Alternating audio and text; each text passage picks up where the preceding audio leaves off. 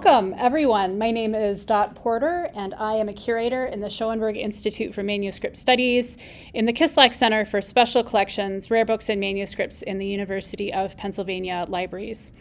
Once a week, I go to our shelves and pull out a manuscript, or sometimes more, to do just an informal show and tell, to look at a manuscript that you don't often get to look up close at a manuscript kind of in real time. It's not exactly the same as you coming to the reading room and looking at them, but it's a different kind of experience from just looking at a digital, digital images, which are quite flat. So you get a sense of the book as an object, and I can also talk a little bit about what's happening in the book.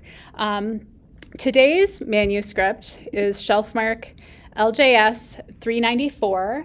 LJS stands for Lawrence J. Schoenberg. So Larry Schoenberg was a collector, and he gave his manuscripts to Penn and said, I will give you my collection if you set up an Institute for Manuscript Studies, which is how the Schoenberg Institute for Manuscript Studies came to be. There's a lot more to the relationship between Larry and Penn, particularly special collections over the years, but that's the basic story. So LJS 394 was originally owned by Larry Schoenberg. This is an Arabic language dictionary.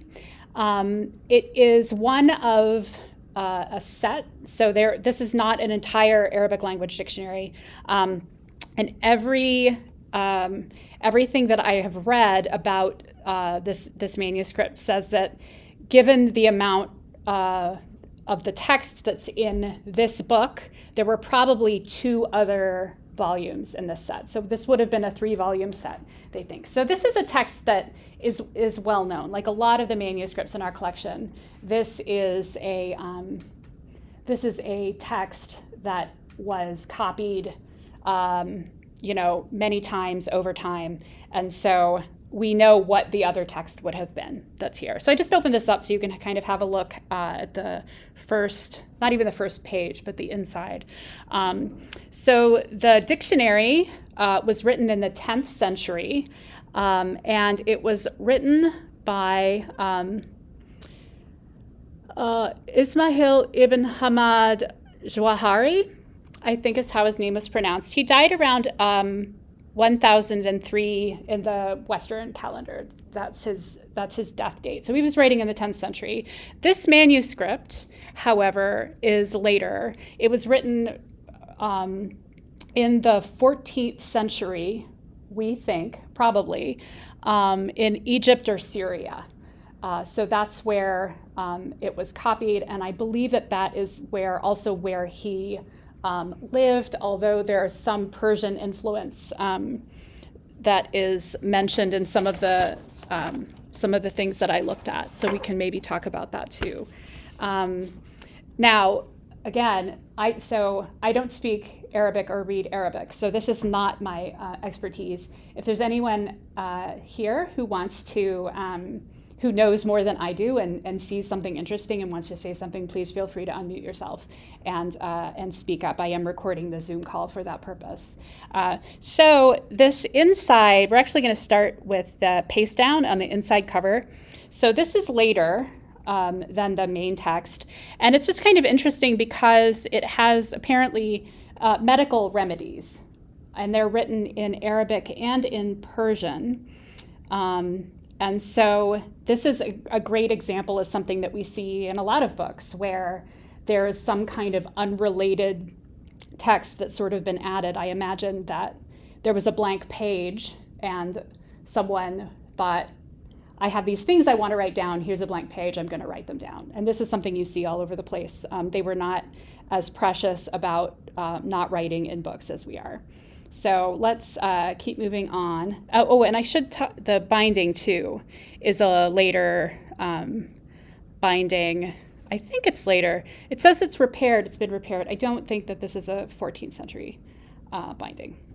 But here we go. So it does have this lovely illuminated title page, and we've got sort of gold and blue. It's quite worn. There's this sort of, it looks pink, but it's actually hatched with red ink there. It's not a solid color.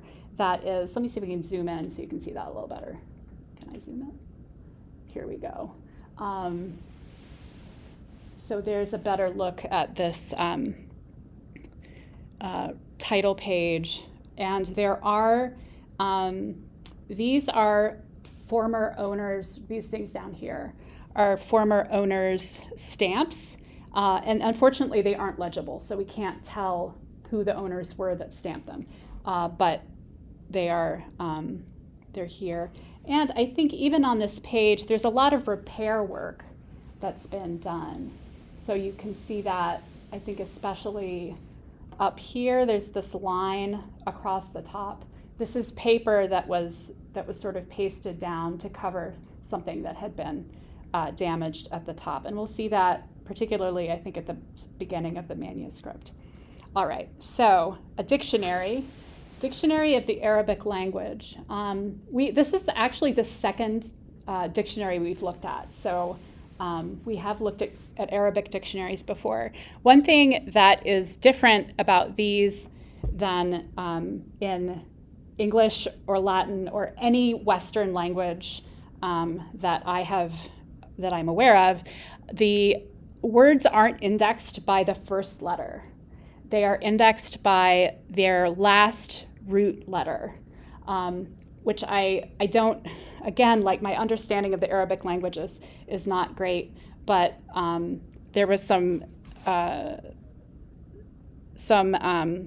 in the other notes that I looked at that it is thought that perhaps this has to do with the way that the rhyme in Arabic poetry and writing works, that the way rhyming works is based on this root letter. And so that is why they're organized that way, because if you are writing for that sort of literary purpose, you might be looking for words that rhyme. And so there's that. And also the language that is represented in the dictionary is literary and not kind of vernacular everyday speech. This is a sort of literary document. And remember, it was written essentially by one person, although it was incomplete when he passed away, and he had a student who kind of finished it up. So I just zoomed in so you could get a better look at the script and the text. It is written in Naskh script, which is it's a script that is very common. You see it a lot, particularly manuscripts written in both in like Egypt and Syria, and also in Iran and Iraq. So it's a pretty common script. And most of it is written in black, and then you have red. I think here is a header, and then there are other red letters in here. Because it's a dictionary, I'm guessing there's like words and then definitions. So is the red, oh, sorry, my hand's in the way. Is the red a word that's being defined, or is it something else? And then there are what look to be, these aren't letters, these are little marks here. And this looks like sort of the same mark over and over. And if anyone knows what that is, that's red, that would be helpful. You can mention it. And so I think that answered Brian's question. Edith, the rhyming is really important, used for the titles of works of well. Yeah. I'm also noticing that there are a few blank spaces, not a lot, but there's a couple on this page. And so it could be that was blank for something else to be filled in that was not, or for some other reason. And I don't know. But that's what's happening. And let me zoom out again. Let's see, Catherine. The red dots could be indicating the ending of verses. That verses were used in the definition of the word. Okay, that makes sense. So it's sort of like a sentence, like a structural kind of thing happening. And that would make sense that it's the same mark over and over. These pages, again, we're still just at the front. These have also been both repaired. So we've got this paper frame that's sort of going around, and also damaged. There's a sign of water. This is a sign of water damage here, all this staining. One of the things that we'll see also a lot of as we go further into the book is that there are a lot of marginal notes, and the record and the other things that I've been reading say the marginal notes are by a reader and proofreader, and whether that is the same person or whether it's multiple people is not clear to me. But anyway, we will be seeing a fair amount of marginal notes. And again, since I'm not an expert in Arabic, it's hard for me to tell if it's the same hand writing in the margins or not. Like, this looks similar, but also it could be someone else just writing in a similar hand. Let's see. Yes, and there's a question about what it's written on. This is written on paper. So pretty much everything we have in our collection that is written in Arabic or Persian, anything we have from the Middle East is written on paper. Even very early ones, like when Abdulaziz gave his was a guest host, he was looking at a manuscript from, I think, the 12th century, which was also on paper. Paper was much more common much earlier in the Middle East than in Western Europe. So Brian is asking about the water diluting the ink. I think it did, or it could, and why it sometimes does, because here's a big stain here, but you can still see the script is there. I'm not a conservationist, so I don't know exactly how that works, but I do know that manuscripts can get wet, and I think it probably happens when it gets wet and it's sort of immediately blotted, or maybe it just sits and then dries. You would need to get a conservationist to answer that. But clearly this guy has seen some things. Here's some more notes. Here's a different kind of looking note up here. More of these marginal things. Here is something interesting. This makes me wish that I could read Arabic, so I knew exactly what was happening there. All right, Carol is asking, for dictionary, it doesn't look easy to scan. Should you be searching for the perfect word for the new verses you are writing? How would that work? I, again, am unfortunately not an expert in the text, so I don't know exactly how this would have been used for someone to actually use it. And it's interesting to think about the person who originally compiled this. Was he compiling it because he was thinking about people using it, or was it just because he wanted to do it? And I don't know. But that, yeah, I don't know how they would use it. Here we go. Let's see. Claire suggests there may be a shellac component in the ink that keeps it legible. I think you're referring back to the water damage. It could be. I also know that the way this paper was made, there was a step that you don't have in Western European paper making, where after the paper is made, it's I can't remember the term for it, but it's sort of rubbed with a stone or something like that to make it shiny, and maybe that has to do with that. So polished, thank you, Barbara. So it's been polished. Amy, I think is this what you're pointing out here? I noticed that too. So Amy in the chat said replacement. Is this a replacement? So you can see there is a scar that runs down the page here. And it does look like this looks slightly different than that. Even the paper looks different. The paper, I don't know if you can see that on the video, but this is a little bit lighter colored. So I wonder, it also, but I don't know, it sort of lines up. Was it a replacement or did it get ripped out and then put back in? I guess that's the question. And how does it look over? This looks more like a replacement. But then this red, so maybe it was replaced and then more stuff was written. I don't know. That's a good catch though. Could be a different hand. Carolyn says different hand. Let's see. And the margin is different at the top of the leaf. But, oh, yeah. That's actually a better sign. The margin is higher here. It's a larger margin on this side. You can see it better there. Good catch. Amy's more of a paleographer than I am, so she's gonna like notice stuff like that. That's pretty great. All right, let's see. Someone mentioned that there's rubrication in the marginal notes as well. Yeah, and that's pretty neat there. Carol asks, do any of the pages have watermarks? I don't, there's nothing in the record about watermarks.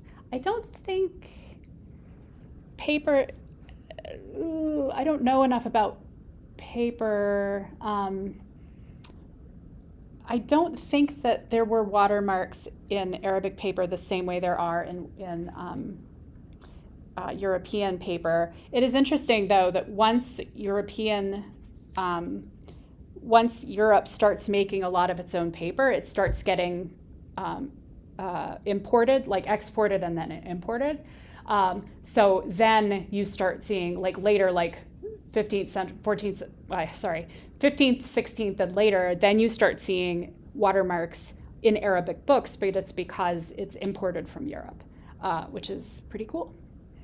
I'm going to turn a couple more pages and then we'll see what's happening more. Here we go. And then I'll check to see, because I think people were chatting a little bit and I missed them.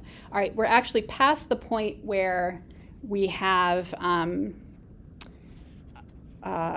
damaged edges. So this is all original paper, and it's very nice. I have to say, I've always been impressed with the paper in our Arabic manuscripts. It's really nice and high quality, and clearly it's held up really nicely. Not always, it's not all great, but this is a really nice example. Let's see, what do we have? Ghazwan, when you zoom on the introduction, the author mentions a lot about cedar trees and forest, and so he suggests it might have been written in Lebanon. So that might be something to look into. Or maybe it depends on where, like the introduction, well, if the author writing it, I was gonna say maybe he was from Lebanon, but I think we know that he wasn't. Let's see. Oh, Brian is asking about catchwords.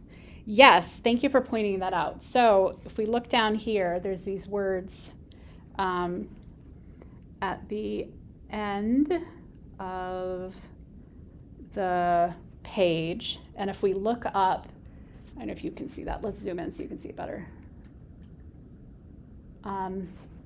So here is this little word here. And I don't know Arabic, but I can tell that that is the same as the first four letters up here. So that's the same. And we're going to see that, or we should see it on every page, because this is the sort of general practice in Arabic writing, is that it functions as a catchword. So we go back up, and there it is. And we have catchwords in European manuscripts, but only at the end of each quire. And they function, quires being the booklets that you sew together to make a codex. And they act as a guide for whoever is doing the binding, so they know what order to put the quires in. And so that's the purpose there. Now this, we're seeing them as I'm turning. You should be looking at that spot. They're on every page, and so it serves the same kind of function. So you know clearly, like, it's going to be helpful for a binder as well. But I think it's also more general. I mean, again, like someone who is really an expert on this could say more, but I see it in all kinds of books. And it does seem to be something that's just more sort of generally applied. It might even be helpful for a reader, so you know what's going to come next there. And I think Ron is writing. So Ron says the way Arabic paper is produced with the burnishing, that step of like polishing or burnishing, I wouldn't expect any watermarks formed while the paper was being formed would remain. And that's a good point. That might be an interesting little scientific project to like get some paper that has a watermark and then burnish it and see if the watermark survives. So here's something going on again. What? Nice. And there's a lot of red in the text as well. So I'd be really curious to kind of know what is happening. I really like looking through books that I can't read or understand. I don't know, but it does make me wish I could sort of tell you more about what's happening.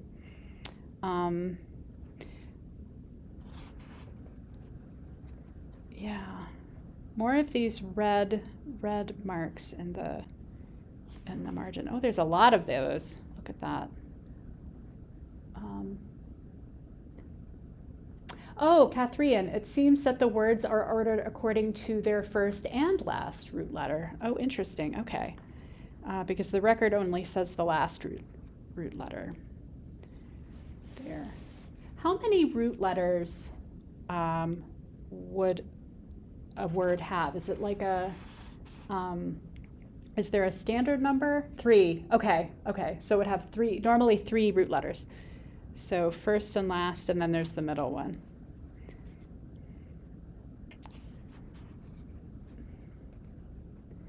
Gazwan says, it seems to me the red are like a link. Oh, okay. So pointing to another chapter. Just a guess. That's a good guess. So it's some kind of reference system. So that actually might go back to the question we had earlier about how to use the book. So maybe that's a way to sort of say, okay, here's a word, but then maybe here's some other words. Okay, many said chapter in Arabic, so that's what that's saying. Interesting.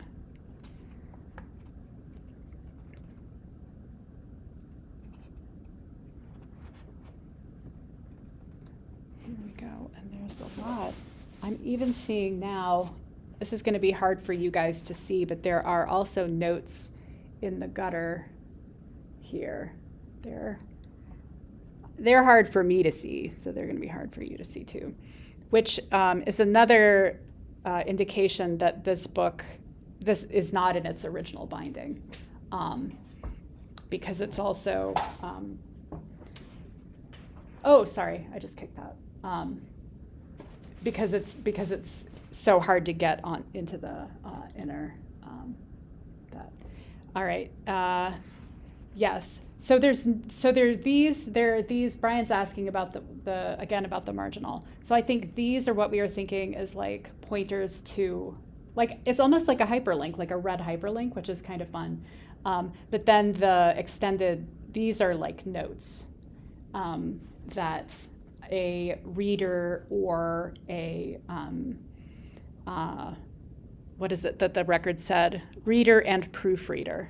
So somebody coming in, it could be somebody who has a different copy of the book and is like, this is not right. Okay, Gazwan is asking me to zoom in on the notes. So let me go back, because that was a nice looking note here. I will zoom in on the note and see if you could, oh, sorry. See if we can see that a little bit better.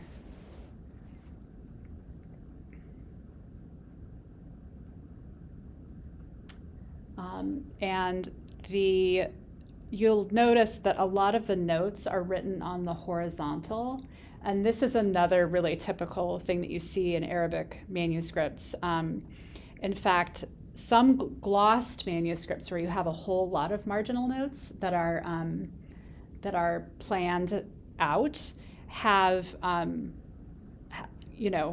all of it is written. So you'll have like a little bit in the middle that's written, the main text, and then the glosses written totally on the diagonal around. For that, Brian's asking why. I don't know if there's any reason beyond that was the aesthetic that they had.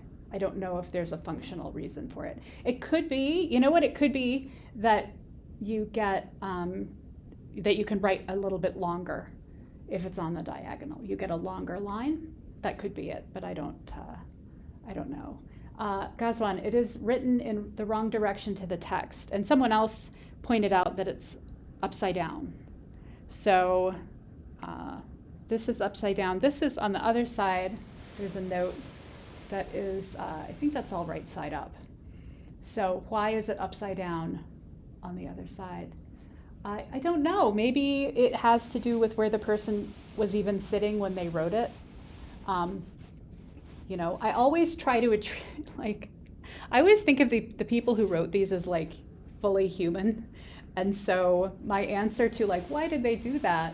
Might just be, maybe he was sitting over there when he made the note. And so that's the direction he wrote it in. It doesn't necessarily, although it might mean something.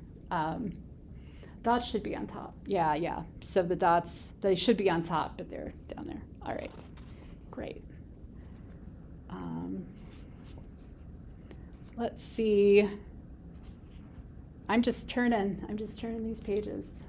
Reading with a friend, it kind of implies that maybe that they were reading. It could be fun to come through and see if there are more upside down notes. And as far as I know, there hasn't been a whole lot of, some of these are upside down now that we're looking. There hasn't been a whole lot of work done on this, but a study of the marginal notes and the hands and which ones are upside down and which aren't could actually be a really fun project for someone. Here's another one that's upside down here. And that's also upside down. This is right side up. Huh. Don't know. It seems the same handwriting. It does look like the same handwriting, does it? So it could be that I was unsure about how the record was worded, but a reader and proofreader could be the same person.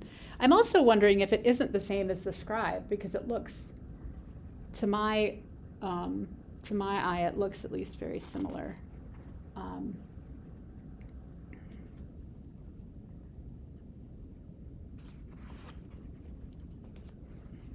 Here's another upside down. It does look like they're upside down on this side of the page, and less so here. So we have a minute. I've just been like paging one off. I think it looks pretty much the same all the way through, but let's take a quick gander. I'll just